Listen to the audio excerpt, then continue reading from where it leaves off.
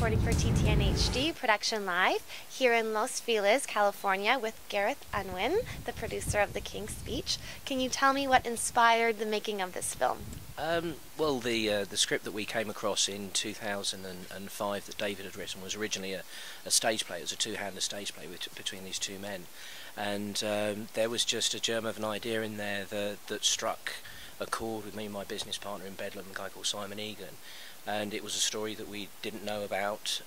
We were aware of that period of history. We were very much aware that the abdication story was the A story from that period of history, and I've always had, as a filmmaker, a desire to be able to introduce new audiences to new stories and new ideas. I think there's a lot of work that's done that is great, but it's slightly samey, and I think the fact that it was such a unique story really stood out for both of us.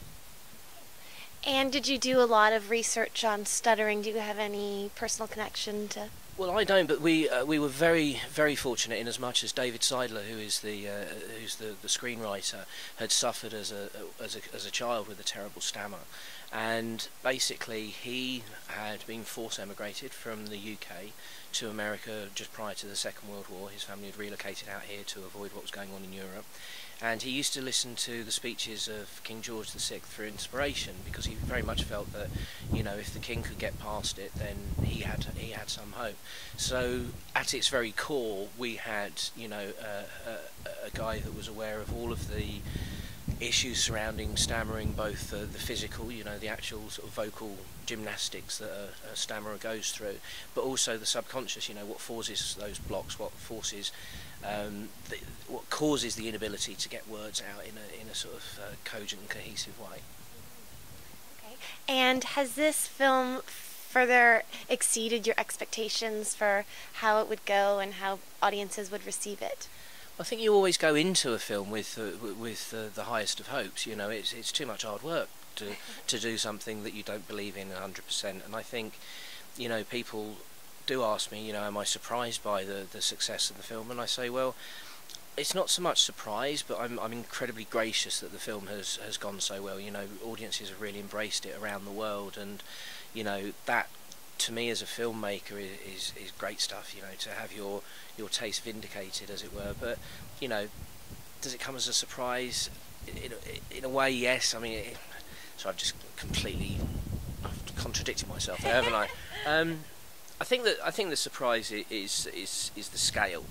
Everyone hopes for the film to do well, and sometimes that success can either be with critics, it can either be with awards, or it can be at box office, and normally those three things are slightly exclusive of each other. But with this film, we've hit on something that critics, awards, juries, and the global audience at large have really gone for in a big way. And how are you feeling right now? What's it like a couple days before the awards? Well, what I'm feeling like right now at 25 minutes past 2 on the 22nd is that the ballots shut in 2.5 hours, and for me that means that we've done as much as we could. There's no question of, I know that we're in the later rounds of the campaign, and that's something that's shocked me, is just how political these campaigns are and how they're structured with such dexterity and nimbleness, and how the whole PR machine works during this award season. So how I'm feeling right now is quite thankful that in 2.5 hours it's just about enjoying the week, getting to Sunday night. I'll be in absolute knots on Sunday evening, but it's all over by the shouting, as they say. Okay, great, so exciting. And do you have any projects that you're working on upcoming, or? I do. I have a couple of things in development. Bedlam, the company that I share with Simon, has a foot in both TV and feature films. We've produced 2 feature films, of which The King's Speech was our second one. And with our TV arm, we have a number of commissions that we're working on. With the film stuff particularly, I've got David Seidler's next script under option, which is this amazing tale of Lady Hester Stanhope, who was a female adventuress at the turn of the 18th century. and during her travels she actually became embroiled in this amazing love affair with these two French spies and was a double agent for, Mum even likes that one, she became a double agent for both the Court of Napoleon and also the UK. So that's in development at the moment. David, once he's stopped winning awards, will hopefully get to some writing on that. And we were also very happy to be part of a film that I became aware of down in Dubai at the tail end of last year, a thing called Zaytoun. And Zaytoun is Hebrew for olive, and it's the story of the 1980s Lebanese war. This Israeli fighter goes down behind enemy lines, and he's basically led back to his base by this ragtag group of Palestinian children. So it's political, but with a small p. It's more about their journey. So that's something that Bedlam became involved with as of a couple of weeks ago.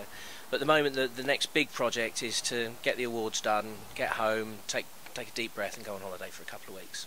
Okay, great. Well, thank you so much, and I wish you the best of luck. Likewise, Katie. I hope you enjoy the rest of the award season. See you on the carpet. Thank you. I'm Katie Uhlmann reporting for TTN-HD Production Live.